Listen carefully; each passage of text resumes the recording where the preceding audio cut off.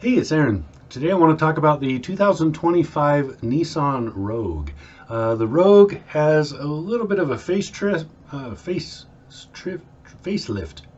this year, and they added the Rock Creek Off-Road edition to the packaging for this year.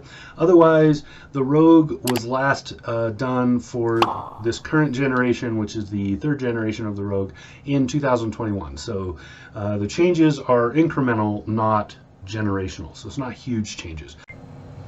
Hey, crocodiles can grow up to 18 feet, but most only have 4.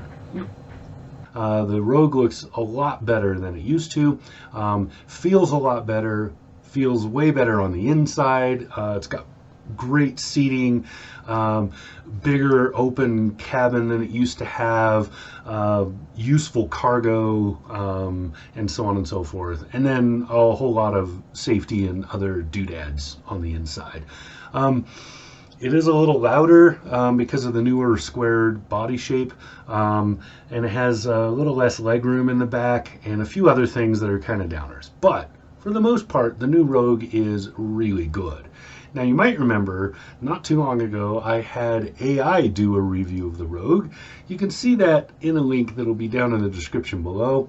It's a pretty funny video. I would definitely go and see what artificial intelligence does as far as writing a review or making a review, a video review of this vehicle. It's pretty funny. Okay. Anyway, a lot of things that I like about the Rogue are its new interior experience is very, very good. Seating is really good. I like the cargo space. It's big, useful, and spacious. It didn't used to always be that way. The Rock Creek edition is more gimmick than change, so it adds a lot of rugged things but doesn't add any actual off-road capability to the vehicle other than giving it slightly knobbier tires. There's no underskid plates, there's no clearance added, none of that stuff. It's really just for looks. So not really competitive with Subaru in that way, which I think is kind of what they're aiming for by putting this packaging on there. Not really that competitive.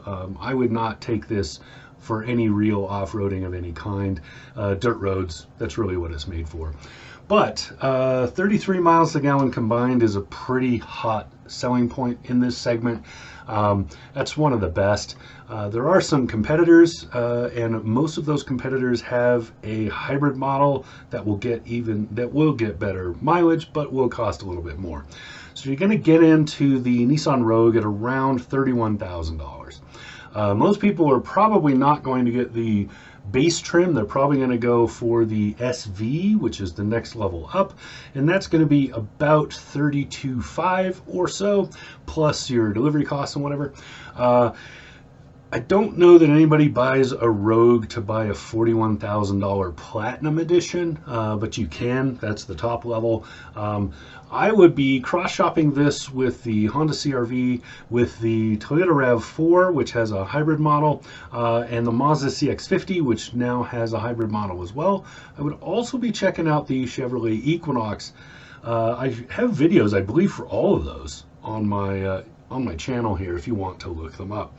But against all of those, I would say that the Rogue is middling. It's a much more A to B vehicle than most of the others in this segment. And like most in this segment, it has a turbocharged tiny engine. This is a 3-cylinder 1.5 liter. This and around 2 liters as a 4-cylinder seem to be kind of the going thing for this particular segment. If it's a 4-cylinder or a 4-cylinder engine, it's probably not turbocharged. If it is a 3-cylinder engine, it will be turbocharged. Most are putting out somewhere in the 150 or so horsepower range. The Rogue is a little better than that. It's a slightly over 200. It's 201 horsepower, which is really good, but it goes to a CVT, and Nissan CVTs are not known for fun factor. So it does kind of kill that. Front wheel drive is standard.